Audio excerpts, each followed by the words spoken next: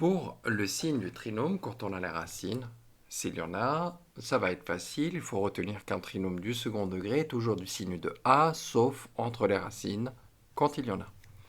Donc là, on va repérer le signe de A. A est en positif.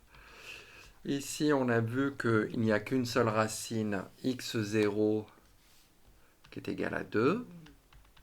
Donc, ça va de moins l'infini à plus l'infini. La seule racine, c'est 0. Le trinôme est toujours positif. Donc, entre 2 et 2, ça va être négatif, mais bon, voilà. Donc, ici, on a le tableau de signes de la fonction f. On regarde la deuxième. La deuxième, on sait que c'est moins 1 le coefficient dominant. Il est négatif. On n'a pas de racine. Il n'y a pas de racine réelle. Il n'y a pas de racine. Par conséquent, ça va être toujours négatif. Ce trinôme-là va être toujours négatif. C'est du signe de A. On regarde la troisième fonction.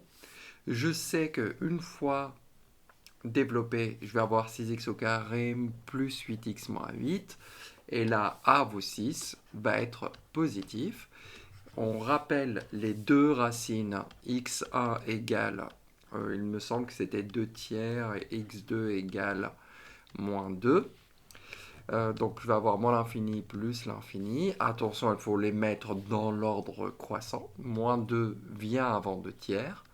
Donc je sais qu'elle s'annule en moins 2 et elle s'annule en 2 tiers. Ça va être positif, sauf entre les racines. Ici, ça va être négatif. Donc là, pour résoudre des inéquations, donc là du type ax au carré plus bx plus c inférieur à ou égal à 0, ou strictement inférieur à 0, ou supérieur ou égal à 0, on regarde le tableau de signes.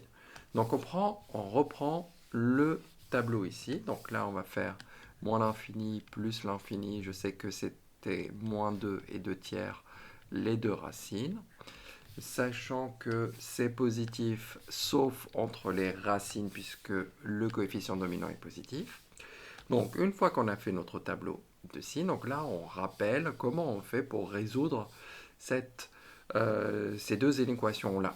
Quand est-ce que c'est strictement négatif?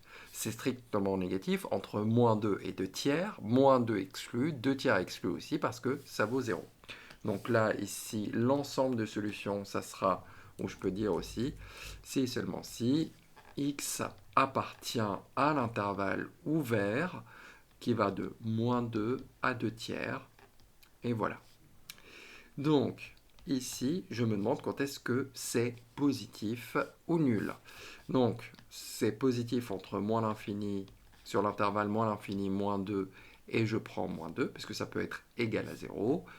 Union, ah oui, je vais peut-être mettre x appartient, c'est seulement si x appartient à l'intervalle moins l'infini, on a dit moins 2 que je prends, union, soit on est ici, soit on est là, c'est-à-dire entre 2 tiers et plus l'infini. Je prends 2 tiers parce que son image est nulle, et bien entendu, plus l'infini, on ne l'atteint jamais.